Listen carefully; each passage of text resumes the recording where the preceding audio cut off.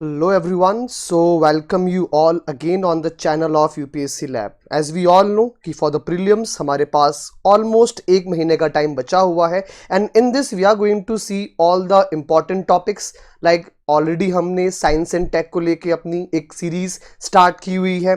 Now from today we are going to take those topics specially of the polity subject जो काफ़ी ज़्यादा confusing होते हैं, right? मतलब स्टूडेंट्स उनको रीड तो करते हैं, बहुत सारे नोट्स भी पढ़ते हैं और इवन बहुत सारे यूट्यूब वीडियो भी देखे हुए होते हैं, but still students are confused on those topics. तो हम मेजरली उन्हीं टॉपिक्स को यहाँ पे डिस्कस करेंगे जो थोड़े से कॉम्प्लेक्स होते हैं, थोड़े डिफिकल्ट होते हैं या करेंटली न्यूज में है, right? So in that way only आज का जो हमारा फर्स्ट क्लास है on the types of majority, वो पहला टॉपिक है जिसके ऊपर हम डिस्कस करने वाले हैं under our polity series, right? So let's start first with the types of majority. Now we all know कि we are having a parliamentary form of democracy, ठीक है?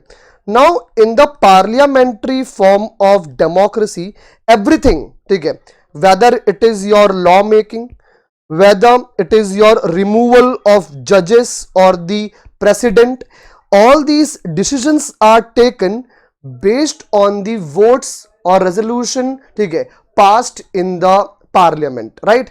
तो रेजोल्यूशन, मोशन, बिल्स, ये सारे जब वहां पे पास होते हैं तो जाके ये सारे एक्शंस लिए जा सकते हैं. नाउ जब कभी भी इन मोशन, रेजोल्यूशंस और बिल्स के ऊपर वोटिंग होता है, right, so every type of bill does not require same type of majority depending on the issues. हमारे संविधान के अंदर we are having majorly 3 types of majority. First one is your absolute, number 2 one is your effective and number 3 one is your special majority, right? तो अब हम discuss करते हैं कि आखिरकार ये जो 3 टाइप्स ऑफ मेजॉरिटी है ये फंक्शन कैसे करते हैं, इनमें कौन कौन से इश्यूज होते हैं और उन इश्यूज को पास होने के लिए from the parliament voting criteria क्या है. ऑलराइट, सो चलिए फिर स्टार्ट करते हैं. नाउ नंबर 1, ठीक है, here we can see about the absolute majority, right? Now remember, whenever we talk about the term absolute, it means the majority, that is 50% plus 1 of the total membership strength of the house, right? Now what it means, suppose कोई एक ऐसा proposal या कहें तो resolution या motion pending है in the front of the parliament जो कि एब्सोल्यूट मेजॉरिटी के अंदर आता है, तो उसको पास होने का जो वोटिंग रिक्वायरमेंट है वो कैसे होगा? That is 50% plus 1 of the total membership of that house. For example, ठीक है, नाउ वी ऑल नो कि हमारे यहां पे लोकसभा में we are having almost 543 members, right? Now 543 का अगर हम 50% प्लस 1 करें, it is somewhere around 273. It is somewhere around 273. तो ऐसा होगा कि कोई भी प्रपोजल, ठीक है, जो कि एब्सोल्यूट मेजॉरिटी के अंदर पास होना है, उसे कम से कम पास होने के लिए लोकसभा के अंदर 273 वोट्स उसके फेवर में चाहिए ही. नाउ फॉर एग्जांपल अगर ऐसा हो जाए, ठीक है, हम देखते हैं यहां पे 2 सिनेरियोज. दोस 2 सिनेरियोज आर कि या तो मेंबर्स उस दिन एब्सेंट हो, ठीक है, या फिर सीट्स वहां पे वेकेंट हो, right? Now absent means what, कि सपोज अगर आज लोकसभा की प्रोसीडिंग हो रही है और उस दिन 543 में से सिर्फ 500 मेंबर्स वहां पे प्रेजेंट है, तो तब क्या नंबर होगा to get that resolution passed? Still that number will be 273. ध्यान रखना कि जब भी हम कहते हैं 50% वन, ठीक है, it is 50% plus 1 of the total membership strength. तो चाहे उस दिन 500 मेंबर प्रेजेंट हो या फिर 400 मेंबर प्रेजेंट हो, उस रेजोल्यूशन मोशन को पास होने के लिए it is required minimum 273 votes. Same way if the seats are vacant, for example 543 MPs में से 2 एमपीज ने रिजाइन कर दिया है और उनकी सीट्स वेकेंट हो चुकी है, तो करंट स्ट्रेंथ क्या है हाउस की? 541. बट स्टिल जो वोटिंग होगा वो होगा ऑन दी एक्चुअल स्ट्रेंथ जो कि प्रिस्क्राइब्ड है, दैट इज 543. उसका 50% 1, that is 273 votes. So that is the first case of the absolute majority, right. और एब्सोल्यूट मेजॉरिटी से जो मेजरली पास होने वाले इश्यूज होते हैं, they are like no confidence motion, and this is the most important one, ठीक है, no confidence motion, right. So no confidence motion के पास होने के लिए we do require an absolute majority in the Lok Sabha. So that is the first point. Now let's come to the part 2, that is your effective majority. ठीक है. Now whenever we talk about the effective majority, what we actually mean by it, ठीक है, वो समझते हैं यहां पे. So just a minute.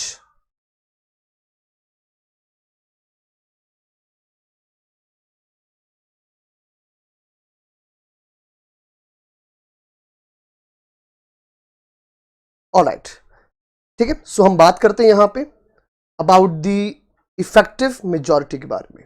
Now effective majority is all about, ठीक है, कि 50% प्लस 1 वोट. डेफिनेटली ये तो होगा ही, बिकॉज इफ अगर वहां पे मेजॉरिटी वर्ड है तो डेफिनेटली वो क्या कहेगा कि मेजॉरिटी मीन्स व्हाट, 50% प्लस 1, वो तो मैंडेटरी होगा ही होगा.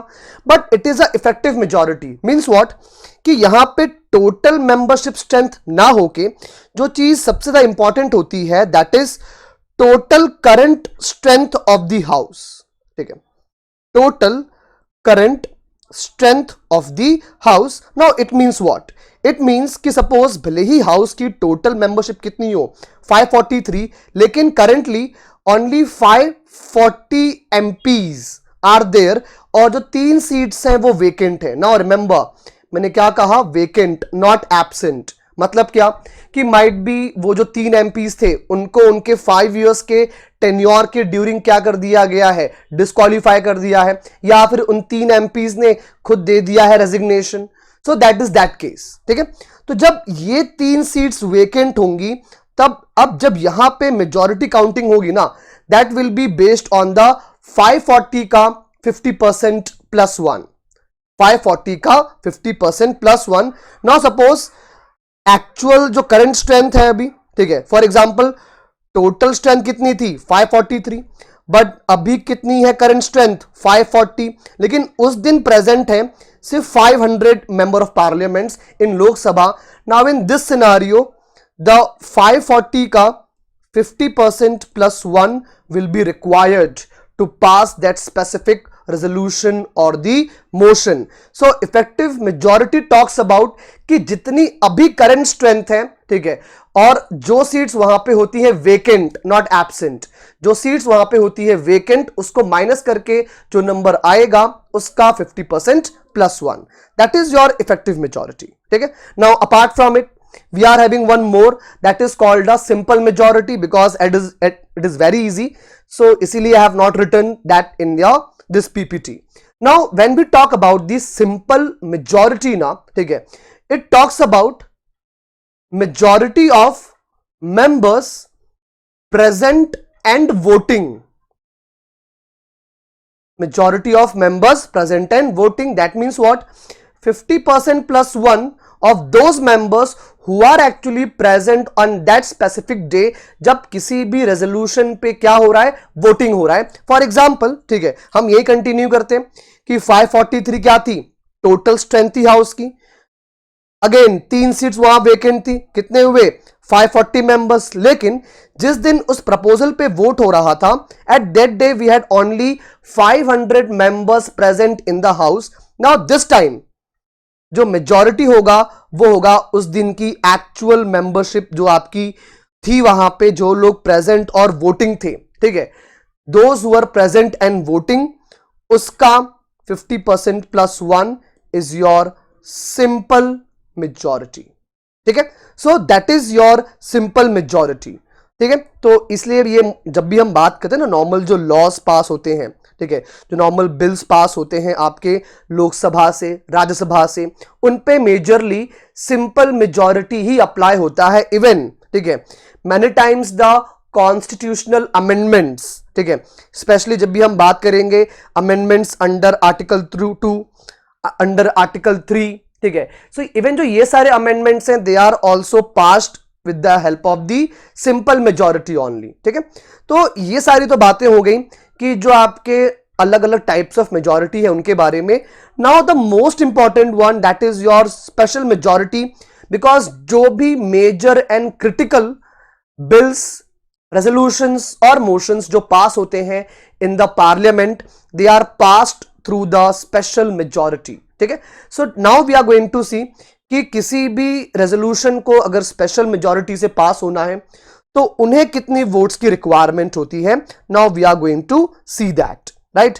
Now remember we are going to talk about the issues like constitutional amendment. ठीक है.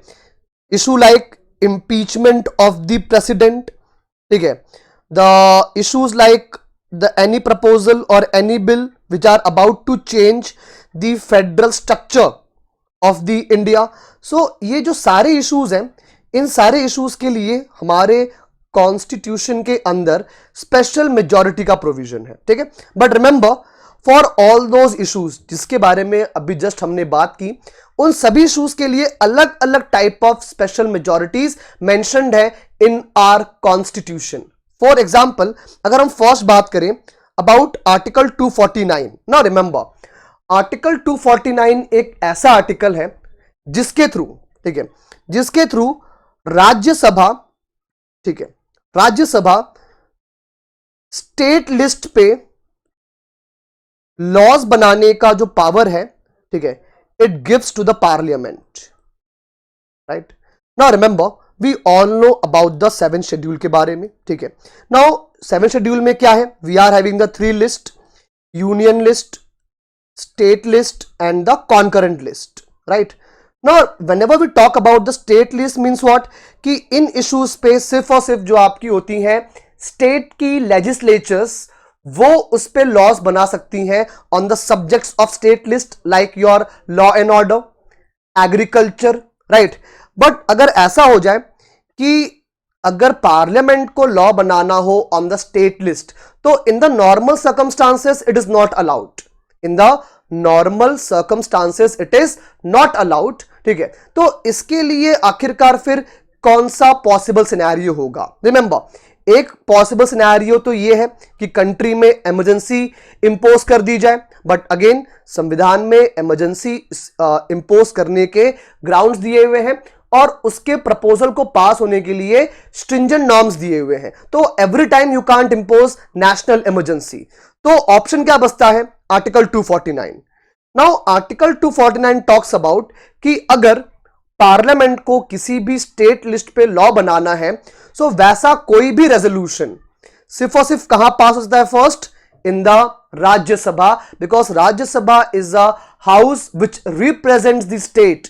और जब ये हाउस परमिट कर दे पार्लियामेंट को कि yes now we can make a laws on the matters of the state list, तो फिर यहां पे पार्लियामेंट के पास पावर आ जाती है on that issue of the state list for 1 year. Right. तो ये होगी बात यहां पे. तो आखिरकार इसके लिए कितने वोट्स की रिक्वायरमेंट होती है, ठीक है, हम वो समझते हैं. Now under article 249, under article 249 जो आपका स्पेशल मेजॉरिटी है, it is 2/3 of the members present and voting. ठीक है. 2/3 of the members present and voting. For example again हम यहां पे अब लेते हैं case of the Rajya Sabha. For example Rajya Sabha की टोटल मेंबरशिप है 245. ठीक है. लेकिन जिस दिन वोटिंग हो रही है, ठीक है, उस दिन सिर्फ कितने लोग प्रेजेंट है? ओनली 150. ठीक है. तो अगर कोई भी मुद्दा है या कोई भी इशू है अंडर आर्टिकल 249 और अगर उस पर वोटिंग हो रही है और मेंबर्स कितने वहां पे 150, तो इस 150 का 2/3 वोट्स चाहिए रहेगा उस रेजोल्यूशन को. ठीक है. That means almost 100 votes. So 2/3 किसका? Those members who are actually present at that day. That is your article 249 का स्पेशल मेजॉरिटी. ठीक है. Now when we talk about article 368, we all know article 368 deals with the amendment of the constitution. ठीक है. And we all know कि the Indian constitution, ठीक है, और जो इसका अमेंडमेंट प्रोसीजर है, नीदर इट इज रिजिड और nor completely flexible. We had adopted middle path. तो ऐसा होता है कि जब भी हम बात करते हैं अमेंडमेंट की, ठीक है, some type of amendment which can be done through a simple majority, but remember simple majority के amendments are not the parts of article 368। तो 368 में भी जो आपके होते हैं अमेंडमेंट्स, ठीक है, उसमें रिक्वायर्ड होती है स्पेशल मेजॉरिटी, ठीक है। So remember this one article 368 plus article 368 में एक और भी है type 2, right, that is which required a plus 50% states का consent, that we are going to discuss, no issues. Now जब भी हम बात करेंगे आर्टिकल 368 का स्पेशल मेजॉरिटी, अब इसमें कौन कौन से इश्यूज आते हैं, like your amendment in fundamental rights, amendments in the DPSP, these are the core issues, ठीक है। अब ऐसा होता है, ठीक है, सपोज ऐसा कोई भी अमेंडमेंट का आता है प्रपोजल किसी भी हाउस में, इट कैन बी इन अ लोकसभा और इट कैन बी इन अ राज्यसभा, उन दोनों ही हाउसेस में जो वोटिंग रिक्वायरमेंट होगी, ठीक है, it will be at 2 levels, ठीक है, वहां पे 2 लेवल होंगे, 2 क्राइटेरियाज होंगे, और उस रेजोल्यूशन को पास होने के लिए दोनों क्राइटेरियाज का फुलफिल होना मैंडेटरी है। इट इज नॉट कि सिंपली एक पास कर दिया चलेगा, not at all, it requires, ठीक है, the fulfilment of both the criterias. अब वो क्राइटेरिया क्या है? Criteria number 1 is that resolution should get 50% plus 1 vote of the total strength of the house, of the total strength of the house, plus it should be, or it should be equivalent to the 2/3 votes of members present and voting. Now for an example, let's take case number 1. Okay, now in case number 1, suppose, okay, at that point of day we are having 300 members present in the Lok Sabha और start होता है इस पे voting. ना हुआ क्या, out of 300 200 members supported that amendment bill. तो हुआ क्या, here we fulfilled criteria number 2, but एक फर्स्ट क्राइटेरिया क्या था, 50% plus 1 of the total strength of the house. We all know Lok Sabha की टोटल स्ट्रेंथ का 50% प्लस 1 कितना होता है, 273। तो क्या 273 वोट्स हैं क्या? बिल्कुल नहीं। So only criteria number 2 is fulfilling but not 1, तो वो रेजोल्यूशन वहां से पास नहीं होगा। That is a case number 1, right. Now if you talk about a case number 2, ठीक है, case number 2 for example any proposal is there, ठीक है, और ये मानते हैं कि उस दिन 543 मेंबर्स प्रेजेंट है। कितने? 543 मेंबर्स, सबके सब प्रेजेंट है इन द लोकसभा। अब यहां पे क्या होगा, suppose that proposal get 300 votes, they get a 300 votes in its favour.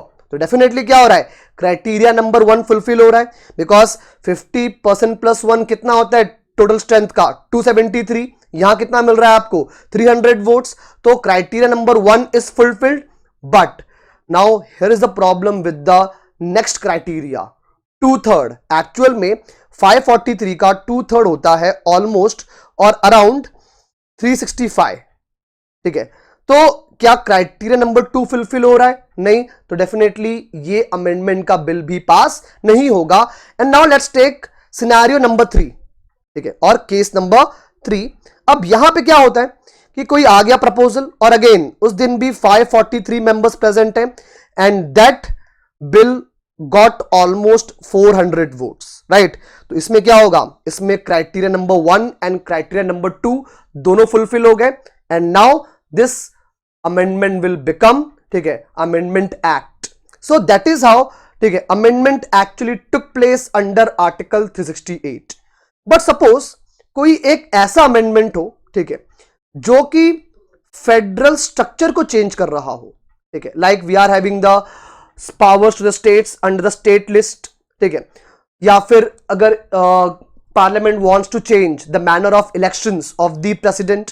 Now for all these issues, as यहां पे स्टेट्स का भी इंटरेस्ट इन्वॉल्व होता है, तो क्या होता है पता है, ऐसे अमेंडमेंट्स के लिए, ठीक है, द टाइप 1 जो हम लोगों ने जस्ट अभी पढ़ा, ठीक है, अंडर आर्टिकल 368, तो पार्लियामेंट में स्पेशल मेजॉरिटी से वो पहले पास होगा amendment, then that amendment bill will goes to the states, और अभी currently we are having 28 states, तो इसमें से एटलीस्ट 50% स्टेट्स का कंसेंट चाहिए होगा उस अमेंडमेंट बिल पे, then only that amendment will become amendment act. ठीक है, तो अगर ऐसा हो जाए कि पार्लियामेंट ने फेडरल स्ट्रक्चर को चेंज करने वाला कोई भी अमेंडमेंट बिल पास कर दिया with the special majority, they got almost 400 votes in Lok Sabha and 200 votes in the Rajya Sabha, so वहां तो पास हो गया वो।